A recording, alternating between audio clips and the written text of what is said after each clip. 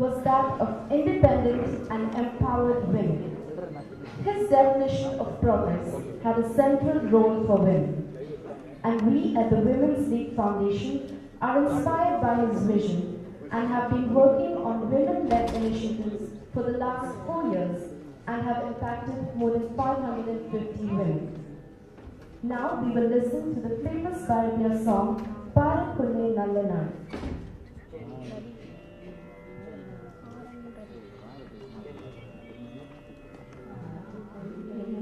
நல்லநாடு பார்க்கொள்ளே நல்லநாடு எங்கள் பாரத நாடு பார்க்கொள்ளே நல்லநாடு எங்கள் பாரத நாடு எங்கள் பாரத நாடு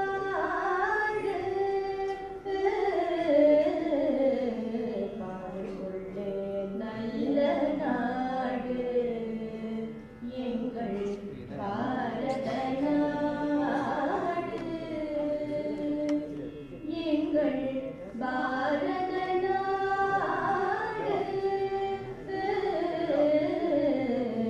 பார்க்கொள்ளே நல்ல நாடு எங்கள் பாரத நாடு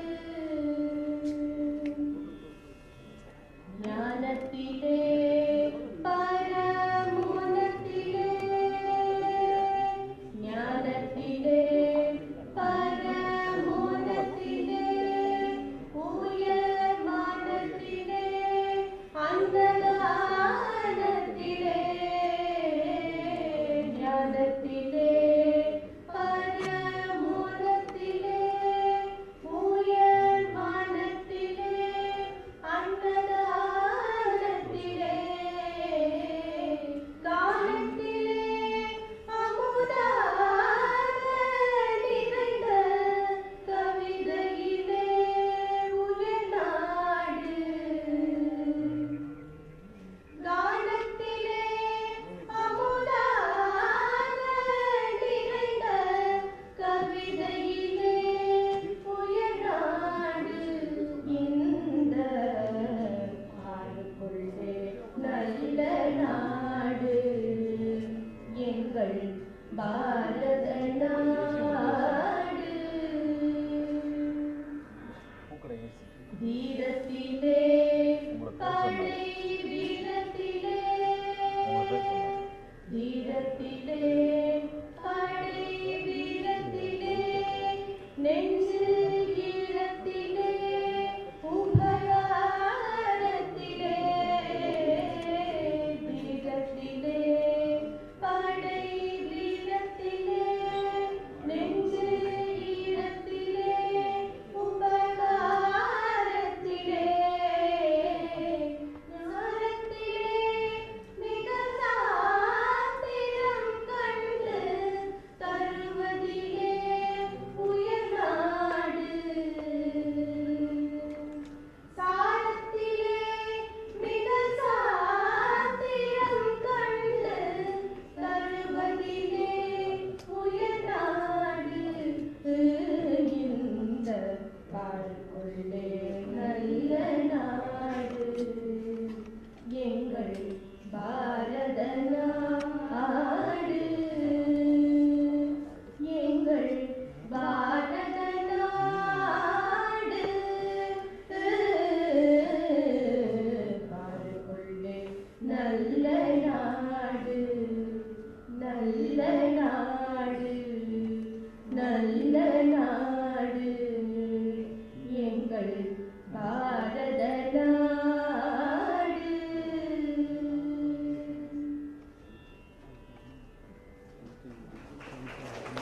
Thank you, ladies, for that lovely lyric rendition. I now request Shri Anandrav Vishnu Patil, IAS, Principal Secretary to Governor, to deliver the welcome address.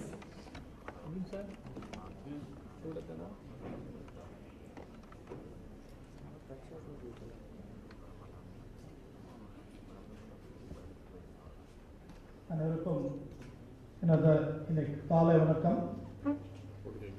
இந்த நியோஜிக்க வர்க்கத்தில் உள்ள அனைவரையும் வரவேற்பதில் நான் மிகவும் மகிழ்ச்சியை அடைகிறேன். Good morning to all of you. Good morning. I am very happy to welcome all of you on behalf of Raj Bhavan to participate in this very important program of this year. This is honorable Governor's interaction with you. I dare. I think very apt title for this. So many men and women, so many ladies, so many girls who are achievers in your own arena and leaders of India. I welcome all of you for this very important interaction. I am very happy to extend our warmest and heartiest welcome to Honorable Governor for gracing this occasion. You can welcome Honorable Governor.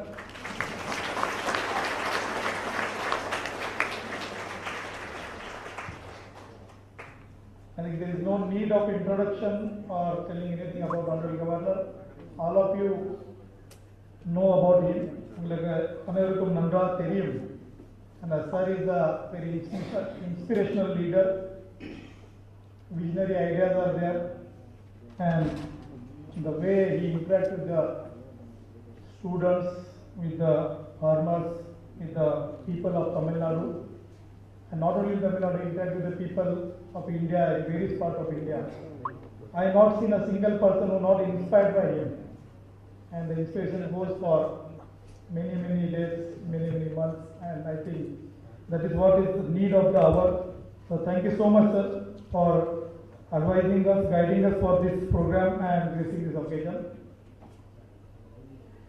I take this opportunity to welcome Honorable Lady Governor.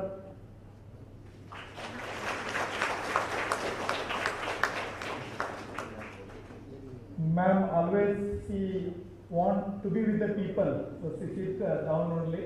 Here today is the time, ma'am, I have a function for you to be on the dais. I request you to come on the dais, ma'am. Ma'am not only participate in the function, she gives very practical ideas. She helps us to implement the program very effectively. So once again, welcome Honorable Governor and Honorable Madam.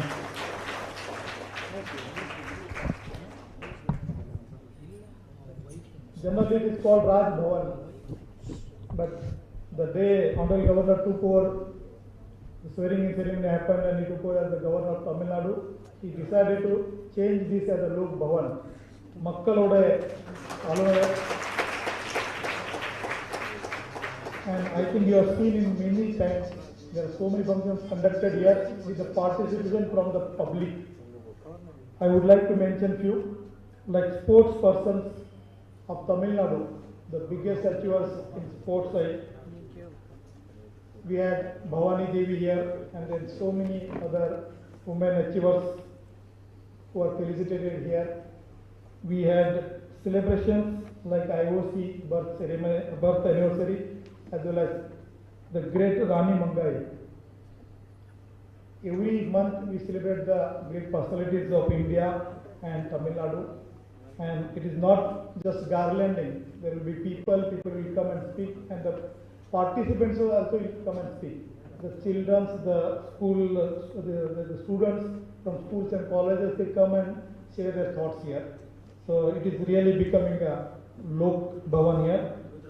We had special programs like Connecting India series, where more than 200 students came here from various parts of Tamil Nadu.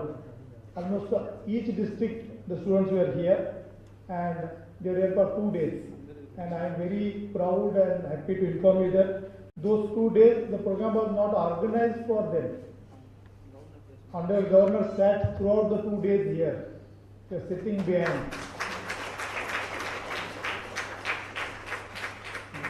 That is the great leadership. As again you are aware that polo exhibition was arranged in Raj Bhavan, and it was open to the public, and the same place we had regularly, in the main building we had regularly, every day we had the cultural program where the young talent was given opportunity, they came and performed. and the same hall we have celebrated Freedom Fortnight. I don't think any other Rajbhavan has done that. With such visionary leadership, every day we have celebrated here. The unsung heroes, like many of here today, unsung heroes of India, unsung heroes of Tamil Nadu, were identified. The exhibition was arranged here, and I am very happy to inform you all that not only Honorable Governor stopped there, we asked the universities to research on those people and come up with the research report within a year. So that is what I have achieved. So please give big hand to Honorable Governor. I take this opportunity to welcome members, chairman and members of Women's League Foundation, who has been rendering human service to society by focusing on empowering women and girl children. They carry out well-planned and comprehensive projects in health, education, skill development and income generation projects meant for women, community, to enable them to stand on their own feet to lead a dignified life. So I take this opportunity to welcome Ms. Divya Swapnaraj, Chairman of Women's League Foundation.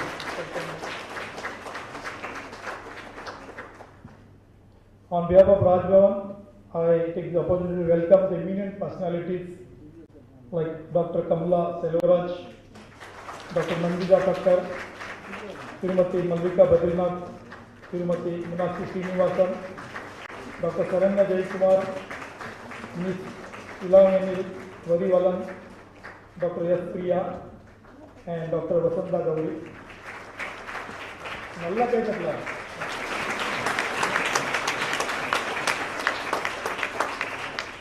I also take this opportunity to extend a warm welcome to doctors, entrepreneurs, teachers, and representatives from various NGOs, sports personalities, specially able educators, professionals from corporates, chartered accountants, self-employed people, college and school students who have joined us for this wonderful occasion. Once again, I take the opportunity to invite all of you for this important gathering. I also welcome the volunteers, media persons, press friends and our Rajbhavan family members to this occasion. Your presence has made this function more grand. இந்த நிகழ்ச்சிக்கு வருகை தந்த உங்கள் அனைவரும் மீண்டும் ஒருமுறை வருகிறேன் வருகிறேன். நன்றி, வணக்கம். Jai Hind. Thank you, sir. Thank you for that very heartwarming welcome and for your words of inspiration to all the women here. I now request Ms. Divya Swapnaraj, Chairperson of the Women's League Foundation, to felicitate the Honorable Governor of Tamil Nadu, Shri Ravi, with the statue of Bharatiyar and a copy of the Bharatiyar Kavidagal book.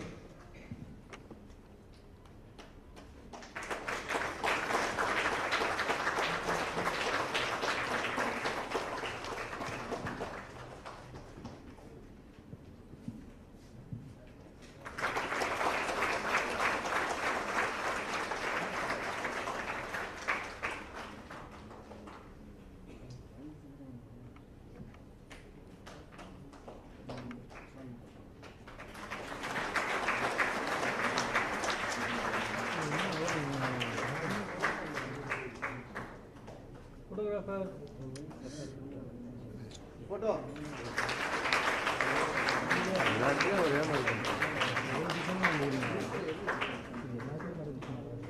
Thank you. Now may I request Ms. Divya to felicitate Lady Governor Lakshmi Ravi. Madam, may I request you to come up on the dais.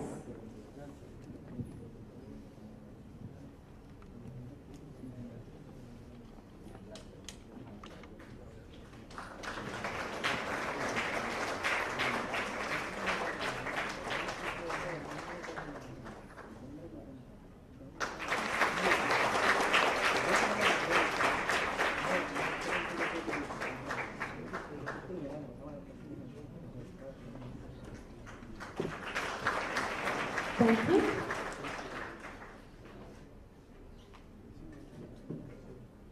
Madam, may I request you to kindly stay back on the dais? All right. May I request Ms. Divya to also felicitate the Principal Secretary to Governor, Shri Anandrao Patil, IAS.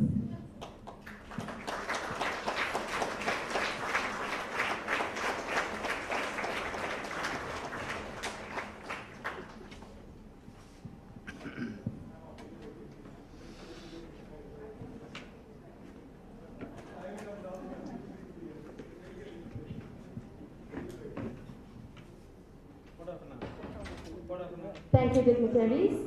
We have amongst us 7 eminent personalities who have excelled in their profession. As I introduce each of them, may I kindly request the women to stay back on the stage after your felicitation for a group picture with His Excellency. First up is Dr. Kamala Selvaraj. Dr. Kamala Selvaraj is an obstetrician and gynecologist from Tamil Nadu, India. She pioneered the first IVF birth in South India in August 1990. In 2002, she was awarded a PhD for her thesis on premature ovarian failure and its management. She was also awarded the Best Lady Doctor Award 1993 and Ravi Memorial National Integration Award 1995. She and her team to date has the credit of delivering more than 25,000 babies through ART.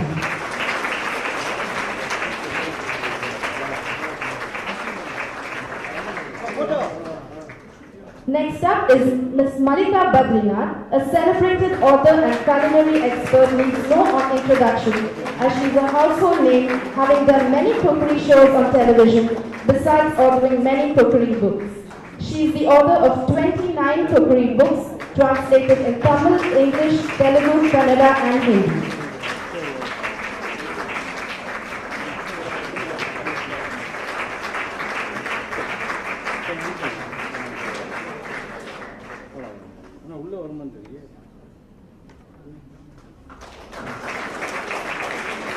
Next we have Olympian Elevanet Valarivan, a sports shooter from Kadalur, often being referred to as the golden girl of Indian shooting.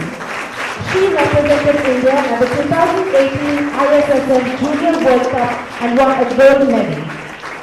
She placed silver in the World University Games in 2019 and also won gold at World Junior World Cup in the same year. She is an Arjuna Award in the year 2022 and the most prestigious award which is given to people who have achieved outstanding feats in the field of sports.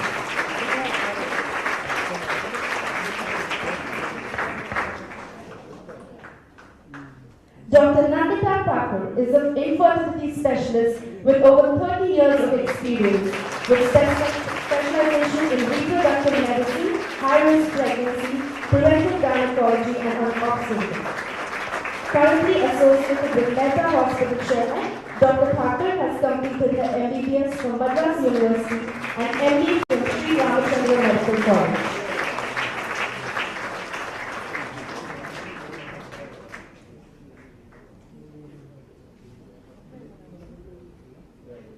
Meenakshi Amma Samayal, hailing from the economic weaker section, Meenakshi couldn't continue her schooling beyond 7th standard and had to work as a maid to support family financially. But today, she is one of the most prominent YouTube sensations through her cooking channel, Amma Samayal, with around 1 million subscribers across the globe and with a total viewership of 23 crores. She also has established entrepreneur and her brand Amma Samayal Foods now exports her instant mixes and food products to over 5 countries. Next we have Ms. Sananya Jayakumar. She is one of the first doctorates in educational psychology in India. She is also the consultant educational psychologist, member of the American Psychological Association, British Psychological Society and Rehabilitation Council of India.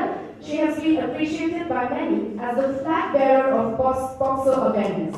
She is also board advisor to the American International Accreditation Association Schools and Colleges, New York.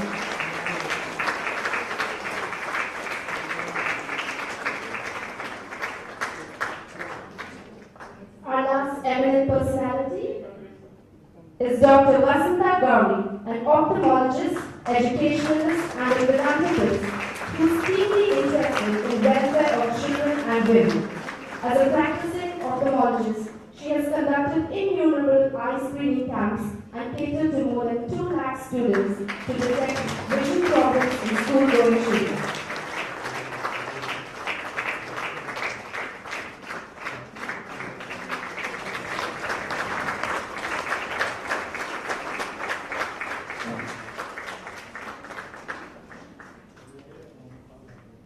A huge thanks to all the eminent special invitees. I request all of you to stand for a group picture with His Excellency.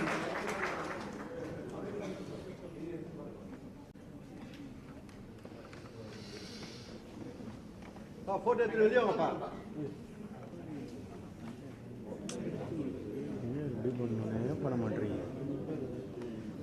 Dia belum நடக்குதுனா நடக்குசானி photographer உட்காருங்க.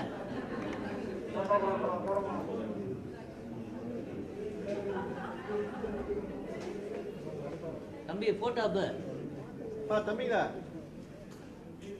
டேய் என்ன பண்ற சீனா இருக்கா நான் டிசிப்ளினா இருக்கேன் டேய் நான் ஊக்குவேன்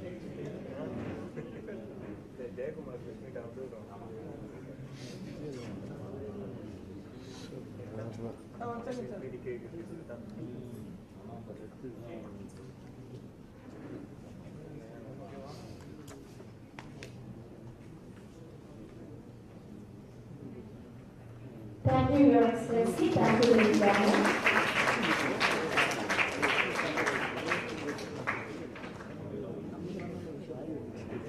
I now call upon members of the Women's League Foundation Self-Help Group, Ms. Selvi, Ms. Suvati, Ms. Madhamal, Ms. Shobi, and Ms. Nasima Begum to present His Excellency with the products made by the women's self-help groups.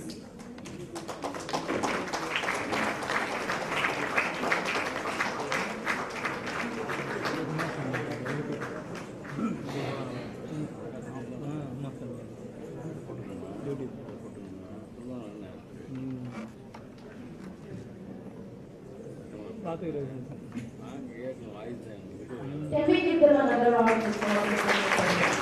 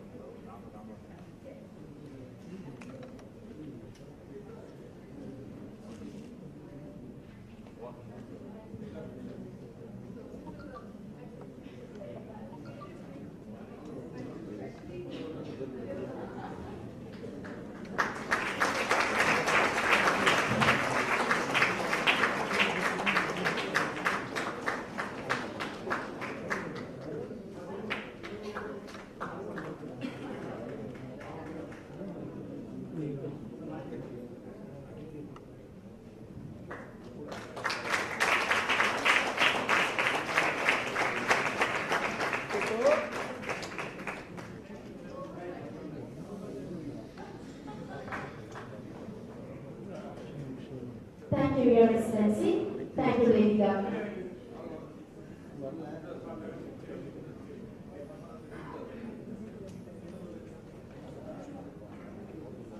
Today, we have amongst us around 250 women personalities from various walks of life. And I'm delighted to announce that we have about 85 entrepreneurs across Tamil Nadu, 6 NGOs, 9 sports players, 70 professionals from various sectors like banking, advocacy, service, a lot of advocates, and about 40 students present here today. I request our Honorable Governor, His Excellency Shri Ravi, to address the Women's Forum on Think Today. We look forward to listening to you, Your Excellency.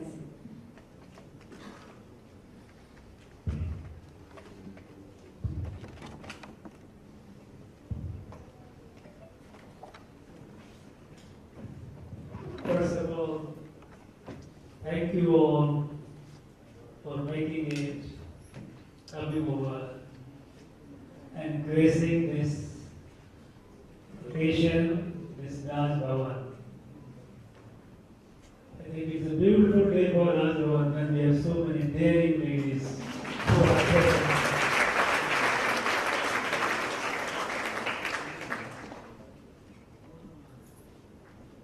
Anand, my secretary, he introduced saying that I am an inspiration, but the secret, the truth is that I get inspired when I meet you people. When I meet the youth, when I meet the entrepreneurs, when I meet people, those who are doing things, and especially those who are doing things against odds, against difficulties. Now that gives me so much inspiration, so much strength that it keeps me going. It gives me a sense that perhaps I have not done even half of what I could have done so far.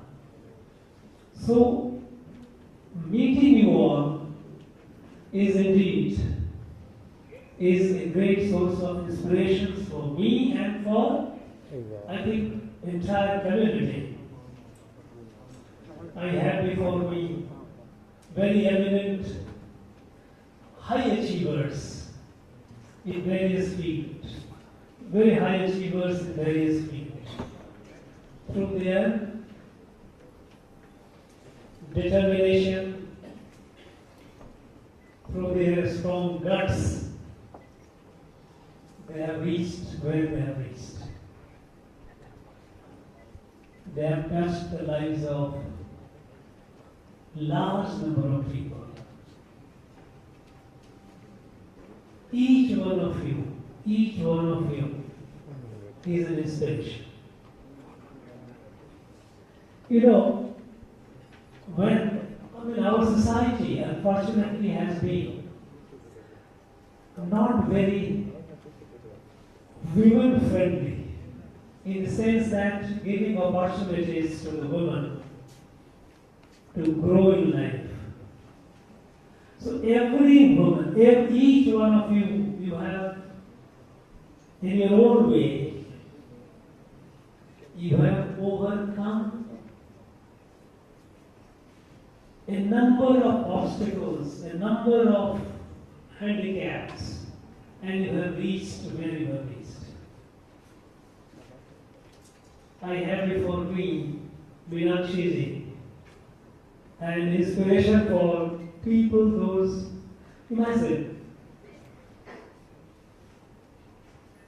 no special degree, coming from a very, very modest background, but her urge, her desire to do something, and her daring decision, boldness to overcome the handicap. Today, she has millions of followers. And she is reaching out to large number of people.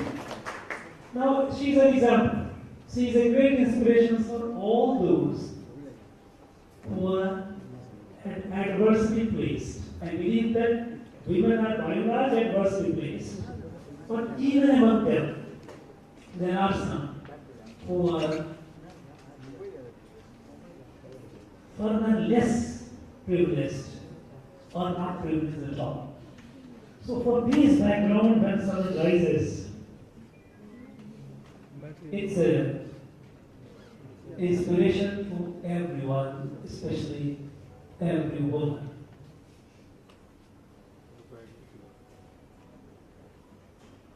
I'm not named they're all these 8, if I call them celebrity has become a very usual term.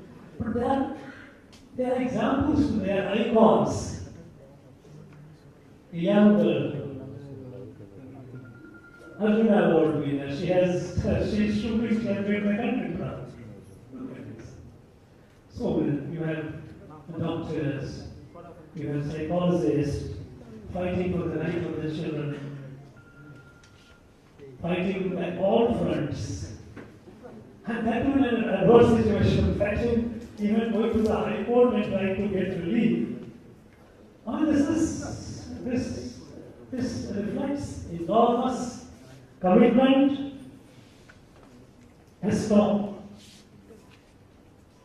and bold mind and heart. You know, no society, no country can genuinely grow if the women of that society, women of that country, they are kept behind or they are not given the opportunity where they can show their talent, their strength. After all,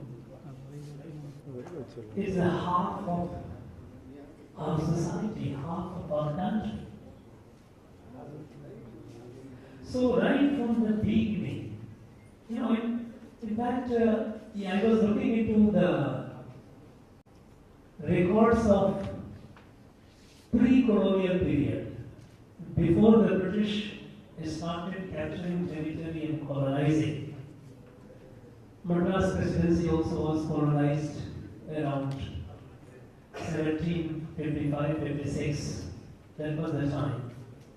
There were records that shows that education system of this place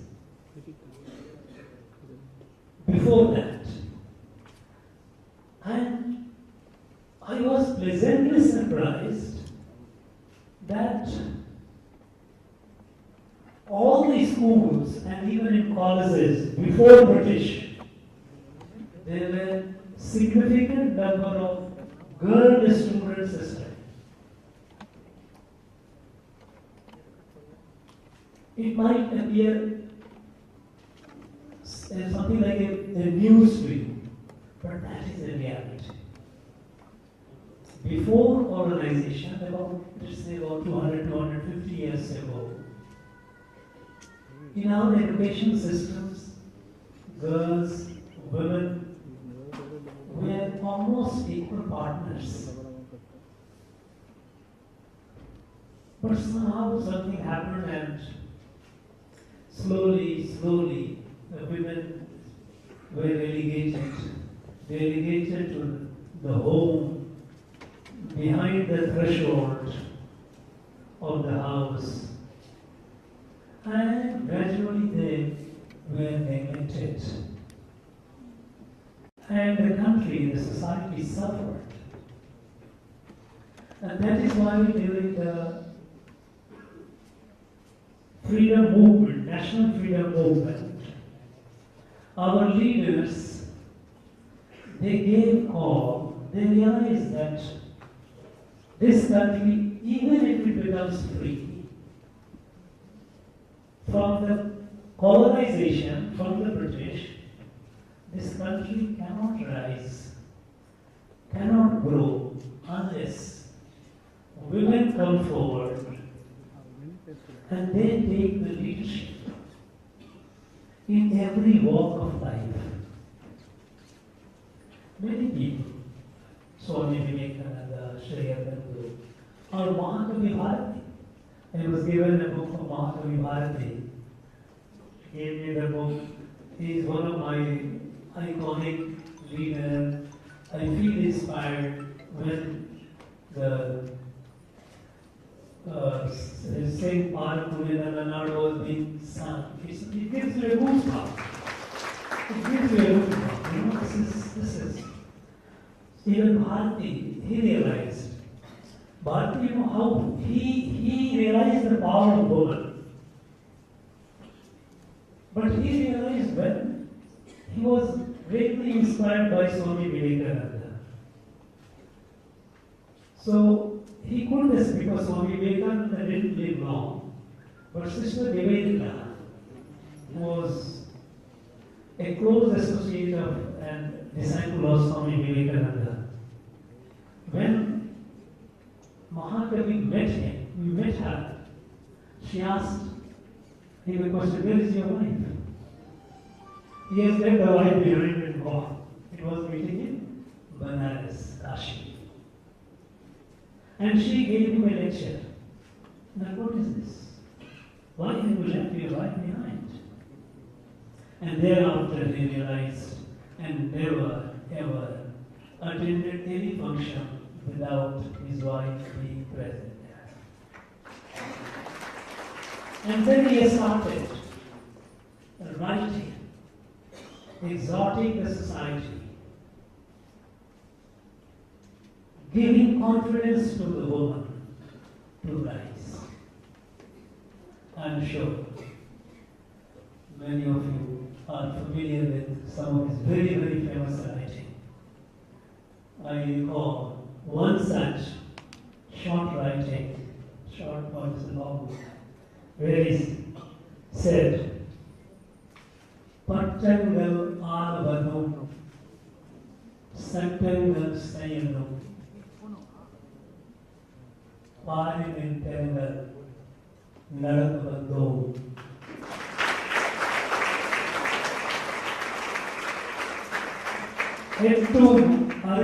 Arivenil Anu Kingi Pengal Ile Pile Paral Hebrew Kumiyati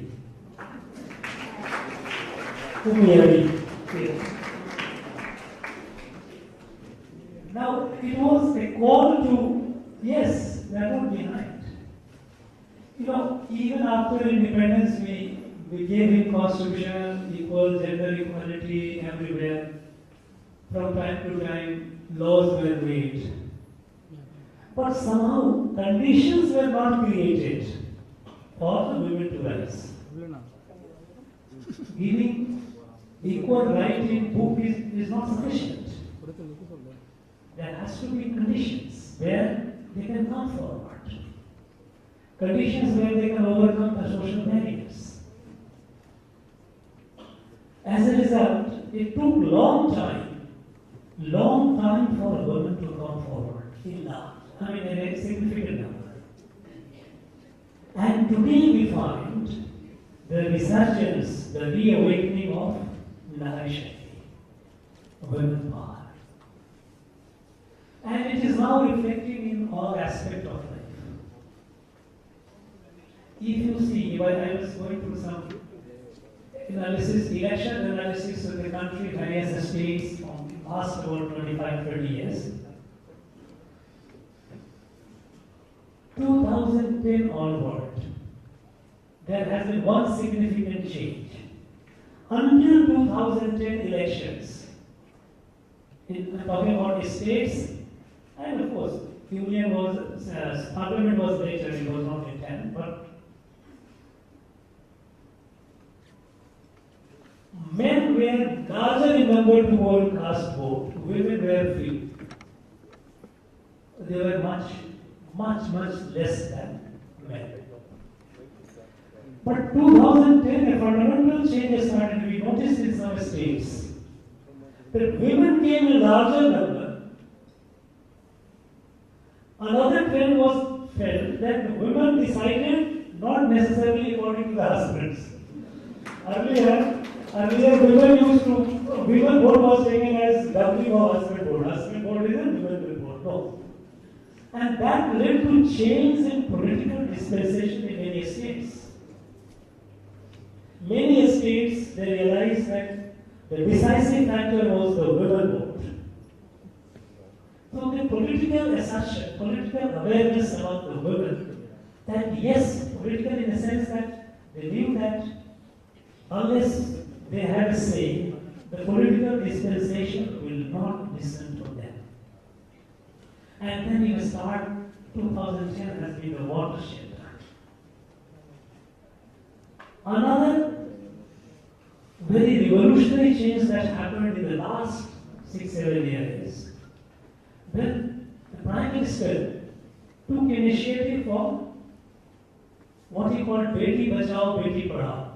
Save the daughter, educate the daughter. You know, in our country, there were a few states, very few states like Kerala and all, there were exceptions. But in most of the states, on an average in the country, number of men in the population was far more than number of women. For every 1,000 men, there were about 925 women. It is not that women were not, female child was not born. They were born. But some places, shameful practice of female feticide, they would go right in the stage of pregnancy to doctor for gender identification, whether the baby, the fetus is a boy or a girl, and if the girl, then even after the girl child is born, even in the matter of caring the child, there used to be huge discrimination. As a result, the girl child would not survive. Malnutrition, access to health care in case there is some disease, the need for medical attention, the family would give preference to the boys, not the girls. So, the female children, quite a number of them would die. So, infant mortality among the girls were more. So, the environment was hostile. Now, with this collective thrust that no, we have to save our daughters, we have to educate them, and we have to give them the confidence that they deserve, they are equal partners. And I am happy to inform you that after a long time, in our country the gender ratio has been corrected. Although the latest census result is not yet out, but there have been a number of sample surveys, and those surveys indicate that if they are true, and I'm sure they are true, that today we have balanced the gender inequality in terms of number. In fact, the data suggests that we have more number of women today than men.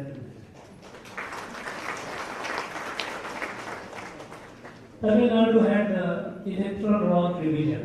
You know, every election before that, time to time, election commission keeps revising the number of voters.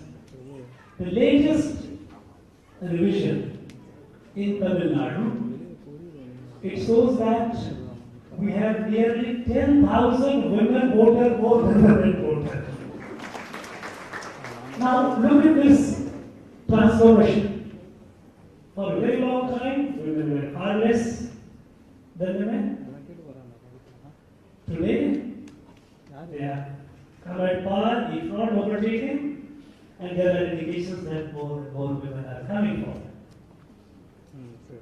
Not only that, because of access to education and all, we have wherever, as a governor, I am chancellor of 20 state universities, and I go for convocation.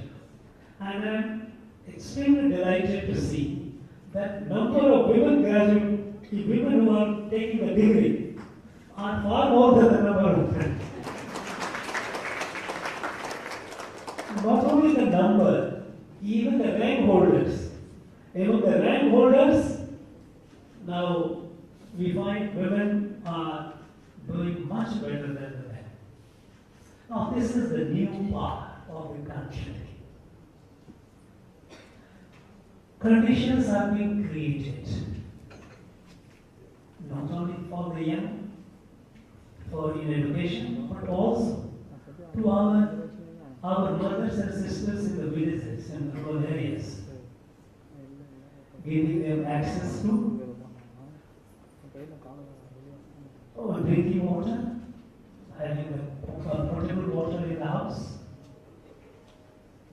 cooking gas.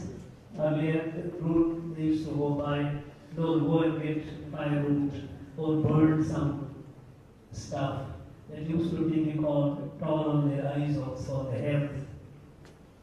So access to cooking gas, access to potable drinking water, toilets. In our country, till about 6-7 years ago, more than 55% of our country people, they used to go for open defecation in the field. And then it is because they didn't have toilet in the house. And when there is no toilet in the house, who is the worst victim? The victim are the ladies of the house. Now, this takes a heavy toll. Today, every house in the country has a toilet. No house is left. Every institution has got toilet for the girls. In fact, I tell you, I was with the government of India in the Home Ministry in 90s. And not very long back, just about 20 years back. I was in the Home Ministry and I had an American delegation. In the delegation, there were some ladies. And one lady wanted to use the washroom. There was a big problem. Nobody knew where is the washroom, ladies' washroom. Look at the indifference. One ladies' washroom was far in the remote. Nobody knew how to use it. This lack of awareness, the lack of sensitivity. Now, these things are now changing, they have changed to a great extent. New avenues are being opened up. Until recently, there were areas which were completely forbidden for the women, like let us say defense. In the defense, only medical corps was open to the ladies. Doctors, nurses, no, nothing beyond. Today, our daughters are flying jet bombers. Today, the matter is not of brawn or muscle, matter is not with mind. They are operating the most sophisticated defense system. So, new avenues, wherever there were restrictions, those restrictions are being removed. And as a result, we find we are feeling the rising women power. Now, in this journey of rising women power, we have to cover long distance. We have not, this is the beginning. We have to go along. And here comes the role of our young women. The young women entrepreneurs. I know here, besides there are the high achievers, there are achievers, and there are people who have a dream, who have a desire to achieve. Now, all of you are inspiration to other girls. Those who will look up to you, or those who will get inspired by you. Today, our entrepreneurship area is also showing a great resurgence, great rise. Today we have girls who go to IIT. You will find many girl engineers are doing wonderful things, incredible things, innovations, a startup.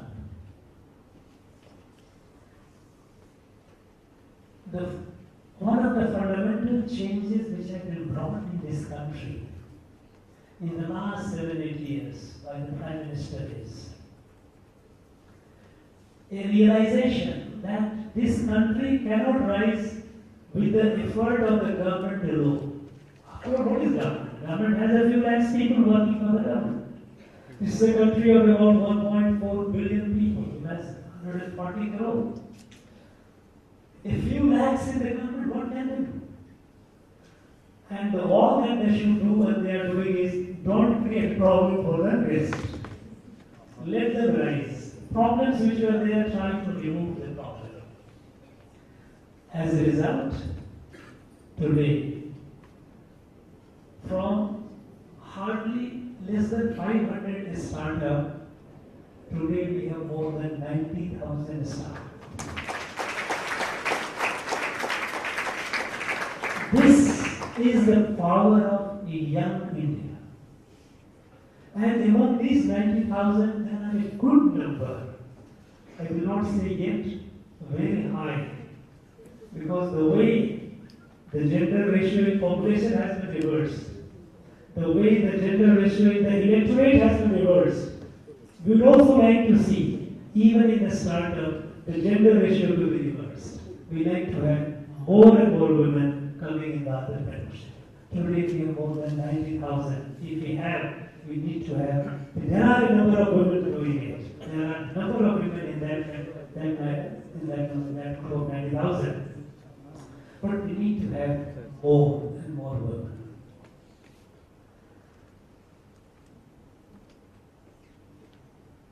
And my request to all the high achievers and those who are achievers is, for the high achievers, you have touched the lives of large number of people in your own capacity, the way you are doing in your profession.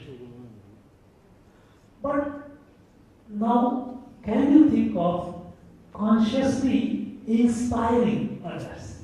Now you are inspiring through example. Young people look at you and they get inspired. But if you take interest in inspiring, because you are not role model. Now if you visit universities, meet the young women there, we have a large number. State universities, private universities, they will all be very happy to receive you. Interact with the young women. Because we have a large number of women who are graduating, but after they will do what? We have a large number of degree holders, but after degree, they go back home and get back in the same routine.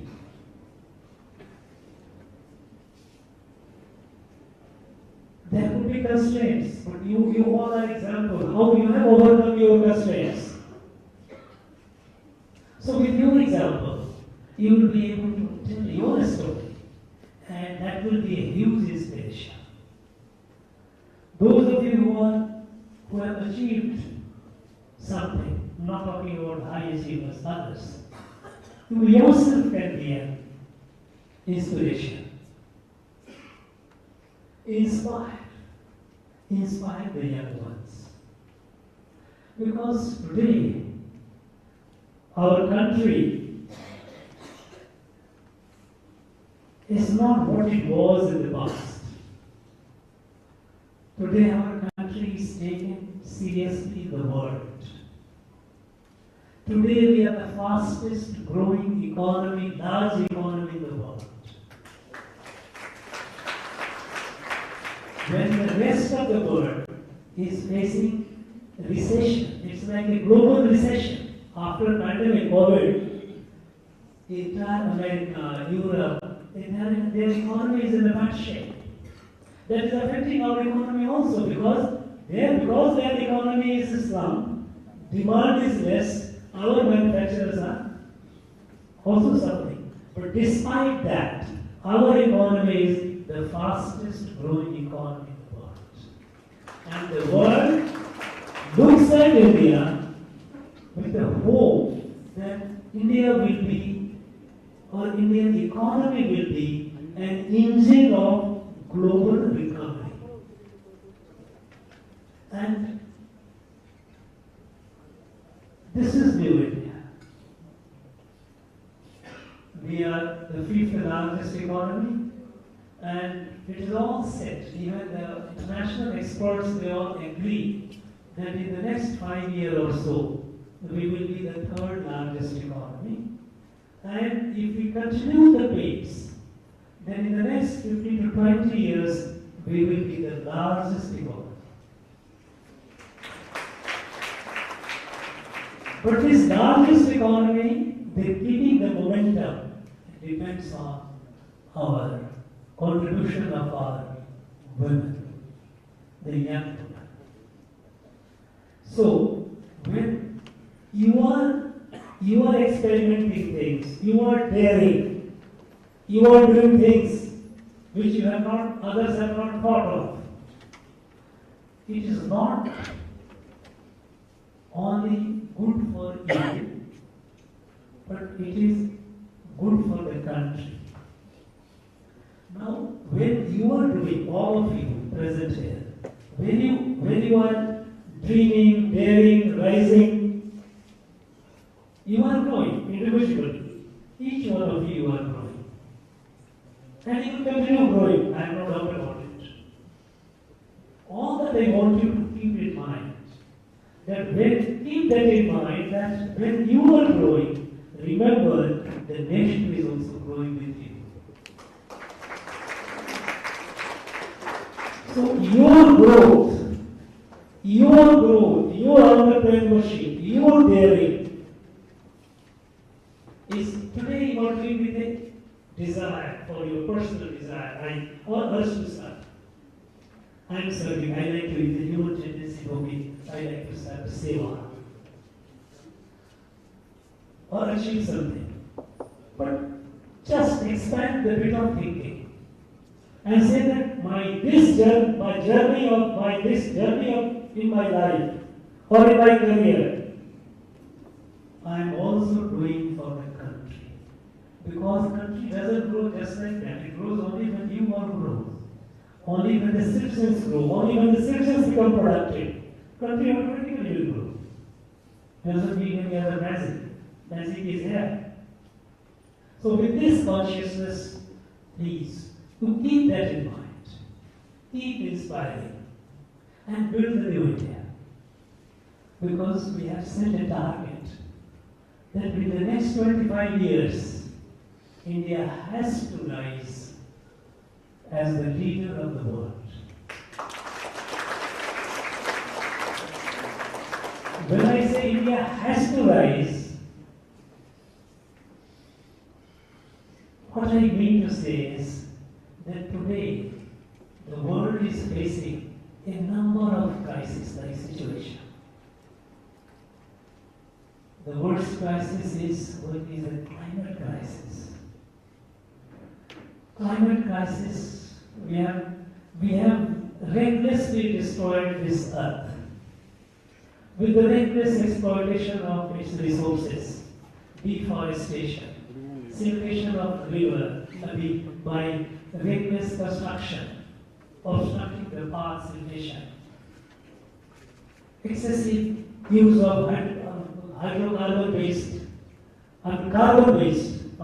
carbon-based energy, fossil fuel.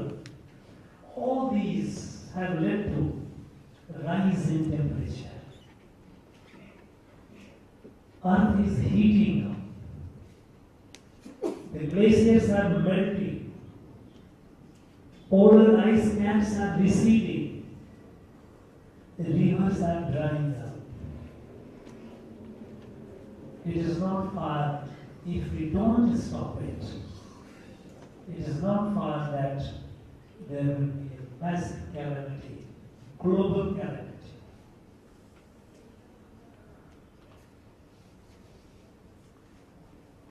And those countries who are responsible for it, they are not thinking much about it. They talk about it, but they don't know much about it. It is our country which has taken resolve to move away from the carbon, fossil fuel to clean energy, green energy. And we have set a target that by such and such time we will be fossil fuel free. By the way, you will be happy to know that in this last 5 to 6 years, we have already achieved 40% energy coming from clean energy. In our country, we started in 2015 that we will move to clean and green energy, not fossil energy. People thought that India is a developing country. How can you? Is it possible? It will slow the growth. But it has not slowed the growth. In fact, we are growing the fastest. And 40% of our energy is coming from clean sources. Either solar, wind, hydro, renewable energy. There is a greater thrust now. Now we are investing a lot in green hydrogen. Hydrogen, you all know, it is there all around, in the water, the main component is hydrogen. Plenty. We are into by 2030, this next 6 to 7 years, India is going to be the largest producer of green hydrogen in the world.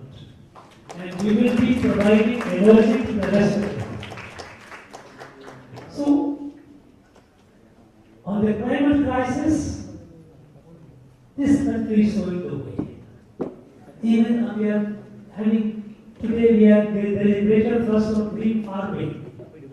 We have states which were very progressive. Punjab till 1980 was perhaps the most prosperous state in our country.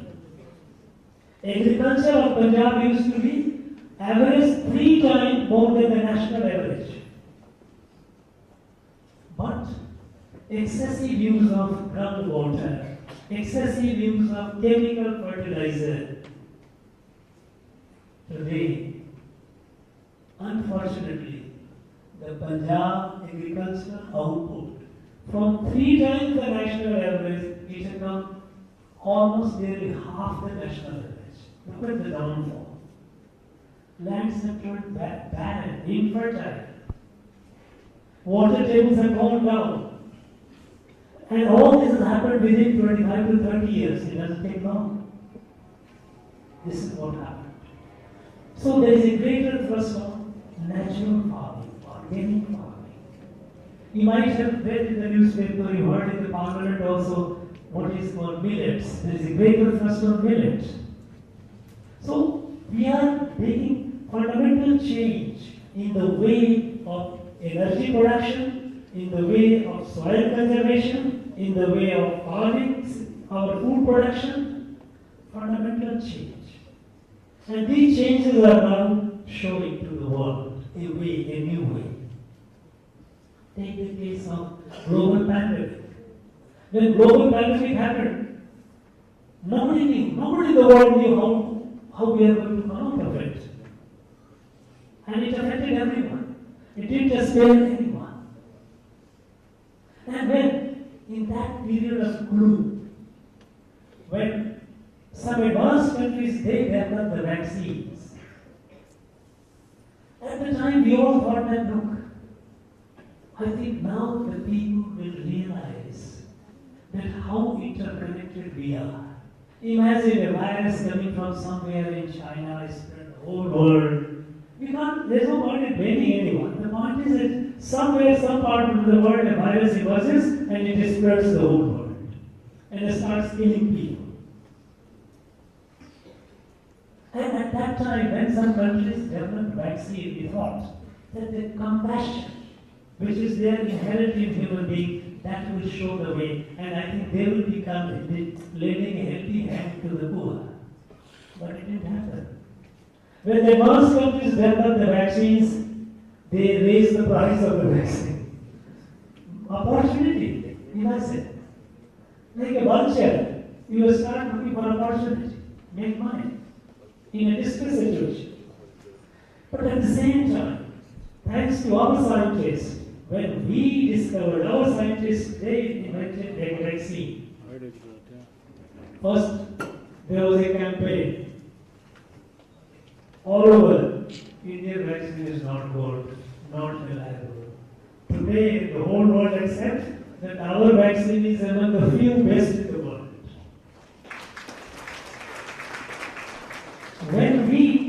Our scientists, when they invented the vaccine, we gave vaccine free of cost to the people in over 150 countries. Because it is in our sanskar, it is in our DNA, that we cannot bear this suffering elsewhere if we can mitigate that, if we can reduce that. And this is Bharat. And the world has realized it, that India must grow. Because when India grows, it is good for the world. You know, in the past, when some countries grew, they created problems for the world. When European countries, they developed, they colonized the world and exploited our own country, the British, Dutch, French, Portuguese. They all came at different parts, they colonized and they destroyed our economy, destroyed our everything. After the decolonization, after the Second World War, when the USSR, the Soviets rose, America, also United States of America rose. Then when these two countries rose, they created massive havoc in name of promoting their own ideology. One for democracy, other for communism. They devastated the world. Millions of people died in name of ideology.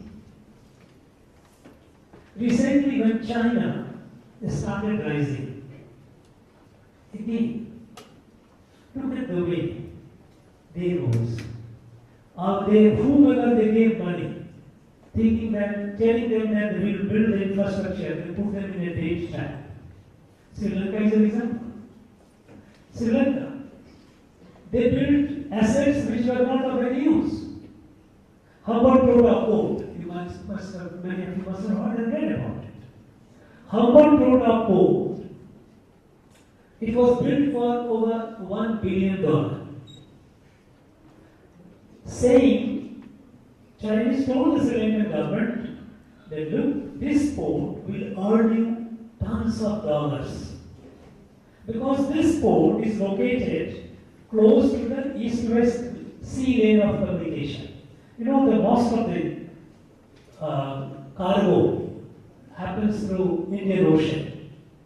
And they said that look, all these ships will come for servicing and we will earn money. So they gave $1 billion plus loan to Sri Lanka, they built the port, and after the port was built, no ship came. So the question is, how do you repay the money? How do you repay the loan? Sri Lanka was not in a position. They fell into the trap. So what they did? Chinese said, okay, since you can't pay, you give the port and the area around to us. It is our land. So they gave them a long-term lease. It became a Chinese military tactic, affecting, compromising the sovereignty of the nation. On the contrary, India, Sri Lanka, we are neighbors, very good relation. India gave assistance of nearly $5 billion. $5 billion. Of this $5 billion, about $600 million was grant. But when we gave the money, we built their roads, schools, colleges, hospitals, health centers, for the welfare and the benefit of the people. Now, there are a number of examples where the countries in the world have become very careful in taking Chinese money. Because they know that Chinese money comes with a huge string attached and it will create the problem. But when India comes, they are happy. Today, in the world, in the international world order, which was created after the Second World War.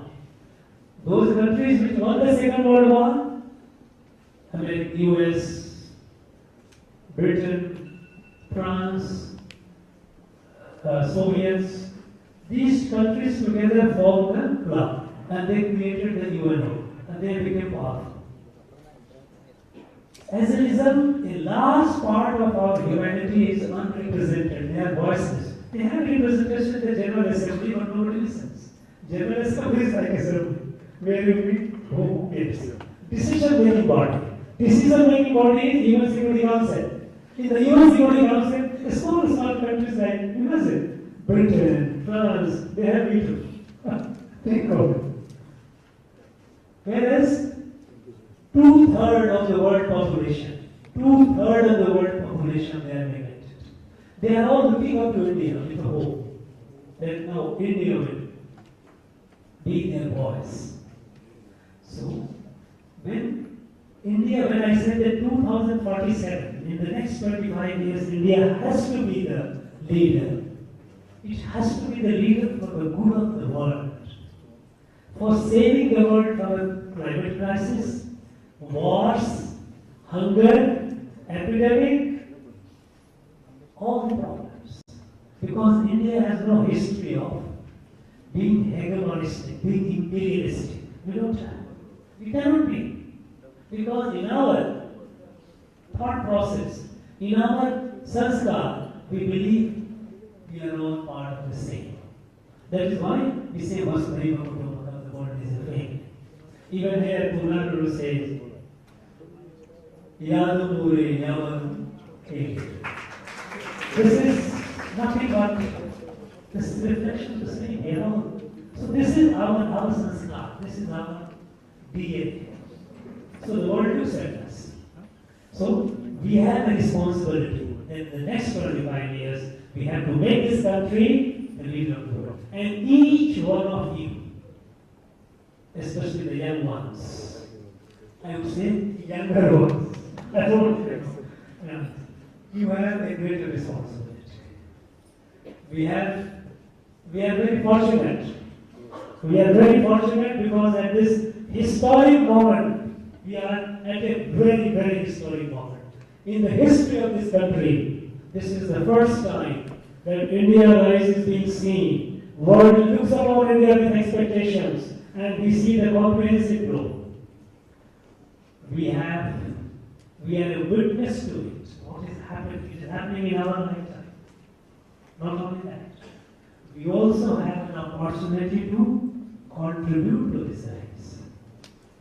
Now, in what way we can contribute? What way we must contribute? We must know that. And here are the examples of daring young women. You are the future of this country. You are the pride of this country. I'm sure in coming days you will make all of us proud. I think I was told that it was supposed to be interaction. It has become a monologue. I have been talking. I would like to hear your questions if you have. I would like to hear you. Because I'll be very happy, otherwise I will keep talking. Thank you, Your Excellency, for your thought-provoking words. To reiterate the Honorable Governor's words, no country can genuinely grow if its women don't have the opportunities. Thank you, Your Excellency, for acknowledging the contribution of the women here.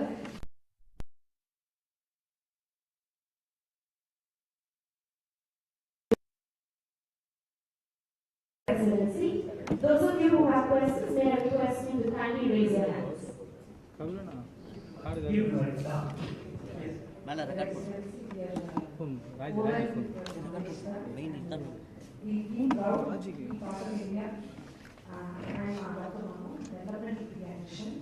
My question to you, sir, is if Women League Foundation were to start an after-school girl empowerment program, what is the one skill you would like us to impart to today's young girls to become eminent governors of tomorrow's world leader India?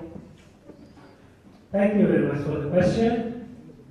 Now, I was reading your Young Women's League, and some literature was, I don't know, it was also I have to do the homework, I must do that.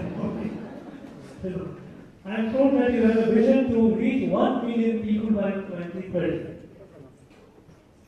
To be modest is good, but to be over modest is not necessarily good. 1 million is too small a number. No, reach larger. No, I'll come to that. Today is a digital age. Now, who could imagine? I am asking you, who could imagine 5-6 years back that we would reverse the gender ratio? Who could imagine that 55% people going for open defecation, nobody will go for this? Who could imagine that we would be able to take water, drinking water to every household? We haven't had cooking gas to every household. You have a very big tree, you have a long courage. I mean, you have a strong courage. Today, in the digital age, it will touch and improve the lives of many, many millions. What you said, Doctor, you said, what is the one thing that young women league should do to our young, young? It is my belief that if I have to empower myself, it is I and I alone can empower. Nobody else can empower. I came from a village where there was no electricity. I saw the electricity only when I reached college. I used to walk 8 kilometers one way to go to my school, right from middle school. I had a primary school nearby. I had to 8 kilometers going and 8 kilometers coming many times in the summer. In rainy season, for miles together, I had to lift my trouser and chapel and walk in water. But there was something, I thought, I must do something. This confidence is that you need to keep. Each girl, I often address when I talk to the young people, I say, our young students, when I meet them, I tell them, you are like seed of a banyan tree. Seed of a banyan tree is so small, tiny. But in that seed is hidden a mammoth tree. All that you need to do is give it the right soil, right environment, it will grow. You need to. I think the most precious thing that young women need, and all these achievers to do is give the confidence, the self-confidence, you can do it. We have, it's a God's unique, humans are God's unique creation. Our ancient scriptures say that divinity is in all of us. So everyone is divine. Our potential is limitless. The sky is the limit. If only I realize I can do it, I have the courage, I have the vision, I have the boldness. So give them a sense of self-confidence that they can do it. Dream big. Dream big and have the self-confidence. There is no barrier. No barrier in the world that you stop that person from growing. And when the hardship comes, when the adversity comes, and what is life without adversity? It is all boring. I really pity the people who are just with a silver spoon in the mouth to grow and taken care of. Adversity is like fire. The gold shines when you put it in the fire. Your muscle grows when you challenge it. Otherwise, the flat out. Challenging oneself.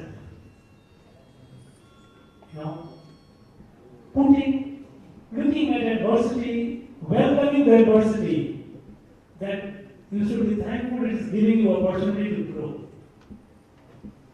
Harder the adversity, greater is the resolve. And then you see the best comes out of it. Everyone is a diamond, uncut diamond, polished. You know, this rubbing, toughening, that is what. You know, and many times I have seen, and I feel sorry, we are all parents, we try to give the most possible comfort to our children. Children should not be any inconvenience to or discomfort to child if we plant. But somewhere you need to think that you give the essentials, but you must prepare the child for facing the world. And world is not a bed of roses that you have to start, you have to face that. So one lesson which I think the league should do is how to develop, give them the confidence, self-confidence, tell them that you are the seed of a banyan tree. There is a big tree hidden in you, and if you don't grow, it is your loss. It is a loss to your family and loss to your country.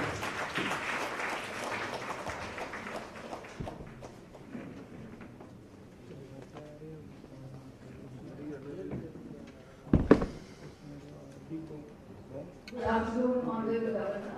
I am Rashna Dean and I am a Washington Circuit, which refers to Division of Sexual Harassment at Workplace. My question to you is, despite all the talks about, despite all the talks about equality of sexes, we still see a lot of gender biases at workplaces.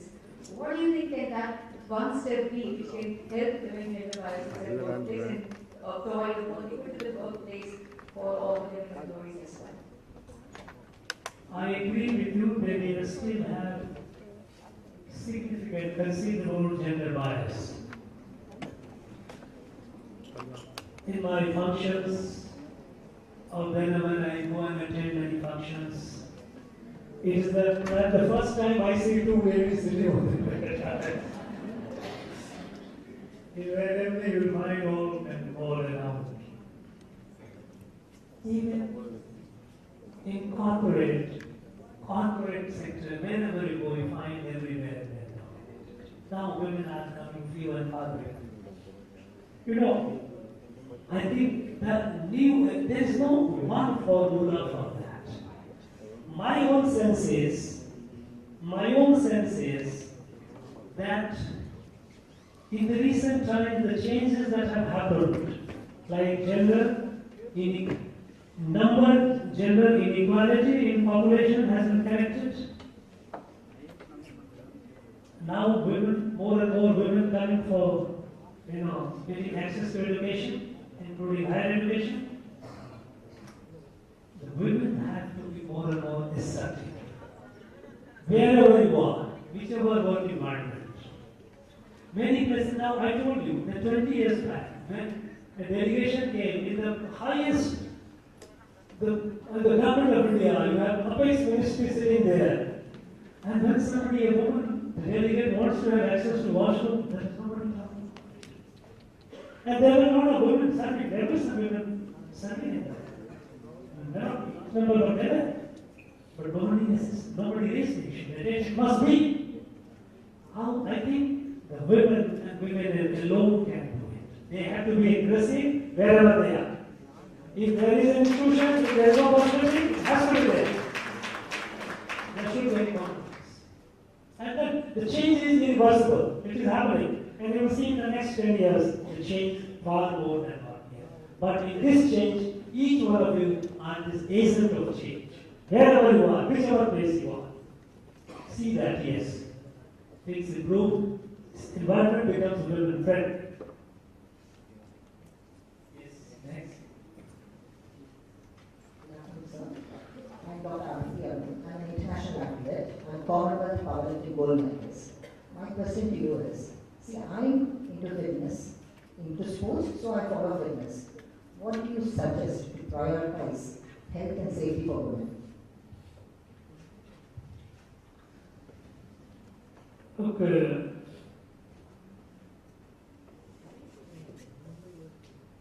Both are important, health as well as safety. Today, while health is something which is individual centric, and individual has to be conscious of it, and more awareness there has to be. And I think there is a greater awareness today. And since you are in the fitness domain, perhaps you would be far better than I am to talk about it. Both are, it is something, it's not either or. Often we try to put a problem, a situation into binary, that either this or that. I think every problem need not necessarily fit into this binary or either or. Both have to be addressed. When it comes to health, it is well known that women, for various reasons, for economic reasons, for social reasons, for even biological, physiological reasons, women have larger exposure to health risk. So there has to be greater awareness about health among the women.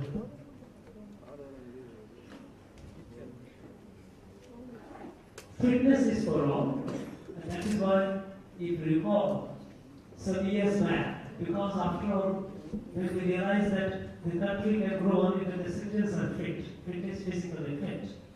We all have three efforts: physical, intellectual, and spiritual. The physical fitness is very essential. So Prime Minister launched Fit India campaign. There's a greater trust for sports, Hero India sports, and the wellness and all those things. Fitness has to be yoga. This is a mass movement.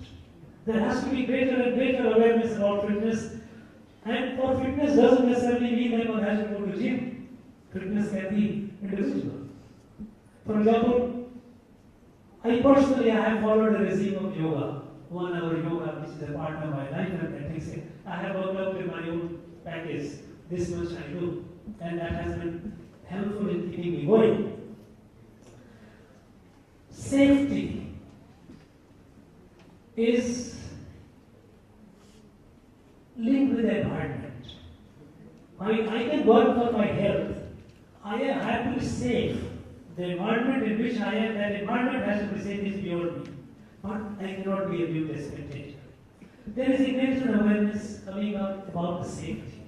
Safety both in terms of physical safety, which is the most important, psychological safety. The person also needs to be confident. Until a few years back, even today it happens. It's not that it has not happened today. When the woman suffers, when she faces the risk or she suffers the risk of safety and she suffers, sometimes there are still people who raise the question. Suppose if in the evening a lady is coming out and something happens, why did you come? Now this narrative is now weakening. When someone raises such a kind of questions, it is called stupid. There are many other stupid who is not acceptable. So even all those people who thought that women must be restricted, their timing should be restricted, their work space should be restricted, their entertainment space should be restricted, they are now on the defensive. If you recall, a few years back, Prime Minister from the Red Fort, when he talked, he said, on this safety issue, he says, my appeal to the parents, the mothers, the parents are, many times you tell your daughters to be safe, to behave. Why don't you tell your sons? आप बेटों को क्यों नहीं बताते? This awareness is catching up. It may not happen overnight, but I think situation is changing. And we cannot say that, okay, for safety's sake, I cannot go out, I cannot go to gym, I cannot go for a walk or run or jog, I cannot do that. I think this boundary has to be honest. Both are equally important, and both have to be respected. Thank you.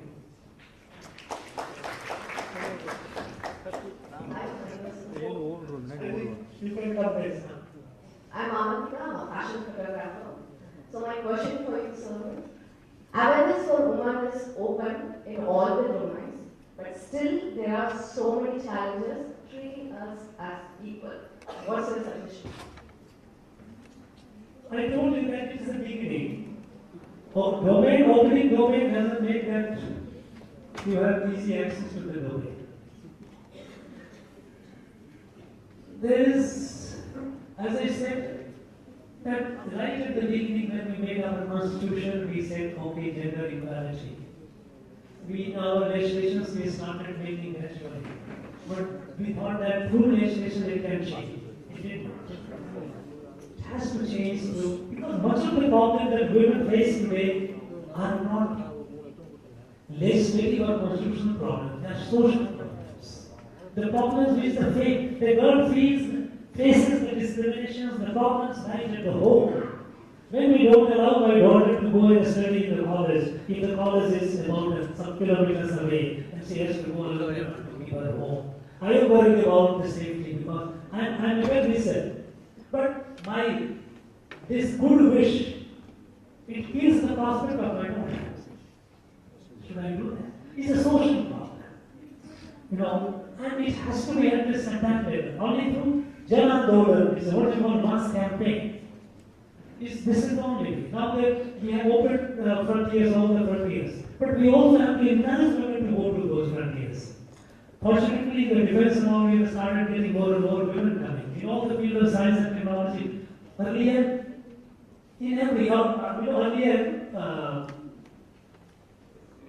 every parent thought that my daughter should be okay, should be a doctor or maybe a teacher or maybe a professor. That is say. Today, you go to engineering college, go to IIT. IIT today, though it is far below that what it should be, nearly 40% of the students at IIT are girls. I would like it to be more than 20%, but that is what it is. More and more. And they are engineers, not only doctors. Engineering is a tough job, the field. So I think this awareness will take care, and there has to be a more campaign. Thank you. Yes, ma'am. Hello, sir.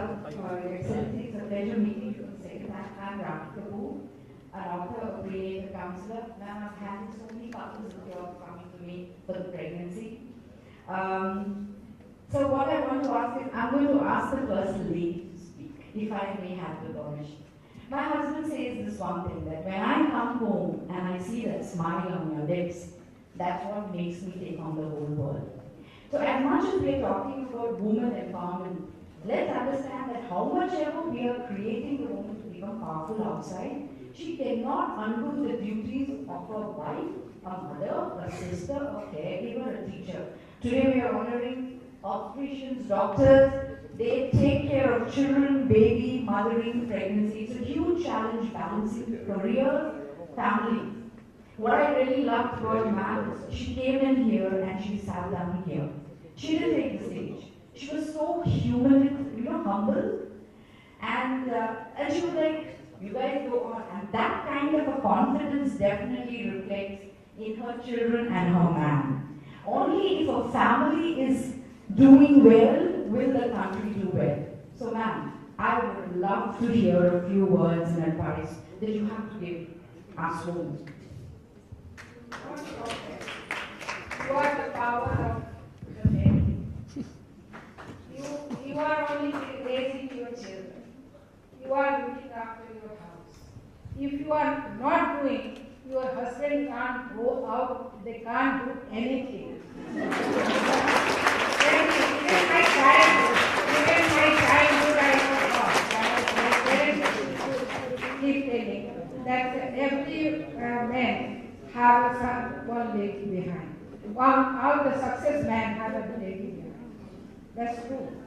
But you have never seen, you have never got, I know that, sure you have never got that every success woman has a leg behind. So, you are the power of the family, you are the power of the country, you are the power of the world.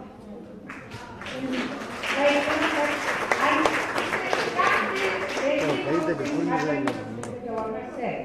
But the changing can't be the woman. That changing every day, every moment, every so I think most of us we haven't heard about the Nagaland.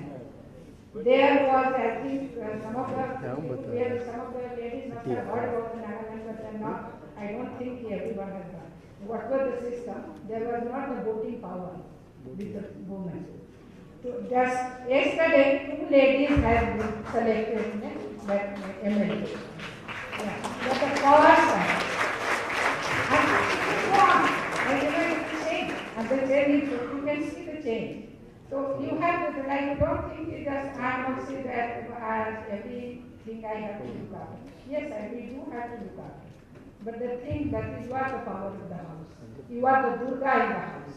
And you are everything. If you really withdraw yourself, nothing will move. That's the thing.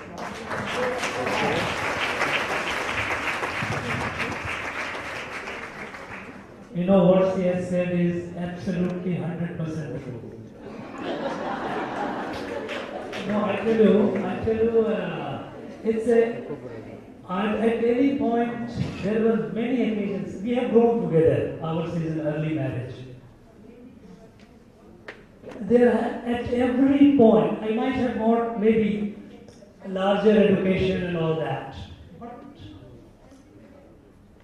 there were many critical moments when she stood like a rock. There are moments, I was not all the time like a governor and all this morning.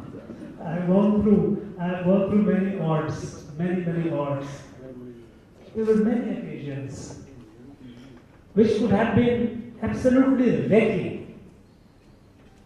But the power of this one lady. And yes, and when you have the lady, you have the power to take on the world. That's a fact. And she told nothing. You know, look at she narrated one incident about Nagaland. Highly patriarchal society. The women will not be up. They will not. When the Constitution Amendment happened and the 1/3 seats in the local bodies was reserved for the women, Nagaland didn't enforce it, they fought. They fought not with court in the High Court, they fought with guns. We will not allow. This is against our custom. It happened a few years back. Today, in Nagaland, for the first time, in that highly patriarchal tribal society, there are 2 ladies elected as leaders. The change will happen.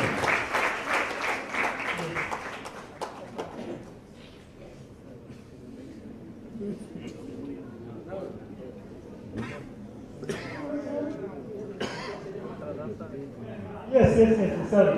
Hello sir, I am Lakshmia. I am studying 6th grade at American World School. I have a question for you sir. What is your valuable advice for girl children? Girl children, Yeah. take care of your health, study well, study well, and don't think yourself less than the boys. You should realize you are more powerful than the boys. Thank you sir. Good morning, Governor sir. I would like to mention here, Lady Governor has been recognized. She was standing behind Sir, and Sir recognized her. That is a great success of women being recognized, I think. And one more thing I'd like to ask you. Overall thing is that women are more sensible than men.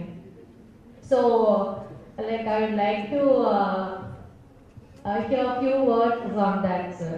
The better we are more sensible, and the outer society is taking advantage of the sensible women here. So, Thank you. In fact, this is a fact. Yeah, it's fact. Similar question or some other question? Similar. Okay. No, please. Pass on the mic. வணக்கம் ஐயா. வணக்கம். I am an artist. So art and culture மற்றும் இயற்கை சம்பந்தப்பட்ட மக்களுக்கு குழந்தைகள் எப்படி பின்பற்றணும்னு கொஞ்சம் சொல்லுங்க ஐயா. உங்க வாயில சொன்னா இன்னும் எஃபெக்டிவா இருக்கும்னு நான் நினைக்கிறேன். ஸோ தட்ஸ் வே ஐ கால் இந்த கொஸ்டின் சொல்றேன். ஆர்ட் அண்ட் கல்ச்சர் மற்றும் இந்த ஆர்மி என்ற எண்ணத்துக்குன்னா ஏன்னா இப்பதான் ஒரே ஒரு குழந்தை தான் நிறைய பேர் இருக்காங்க. ஸோ ஆர்மி இது போல டிஃபென்ஸ் இந்த இதுக்குன்னா எப்படி போகணும் அண்ட் தென் எப்படி சின்ன வயதுலேருந்தே அதை ஊக்கப்படுத்துவது ஐயா. You want translation sir? Just nuances you can explain. I got the sense, but nuances just. If I have missed it, so I would like to. The question is, sir, that her question is your suggestions on how to bring young girls into art and culture and defense, because there are very few. Each family has one girl, and they want to bring the children into various different things. As you told, we were restricted to medicine and teaching. Now, what would you suggest for to parents to enlarge their vision on different fields? How to bring them into different fields? Thank you very much. The women being more sensible, it is a fact all over the world. In fact, I tell you I'm not going into the theoretical part of it, the practical part. I was in Kashmir, Jammu and Kashmir. I was in Kashmir Valley in the 90s, when insurgency was peak, all around firing, guns, explosions, and whatnot. There were many initiatives to counter the terrorists. One initiative that I had started, that the terrorists had even stopped singing during wedding. They said, no, singing is not acceptable.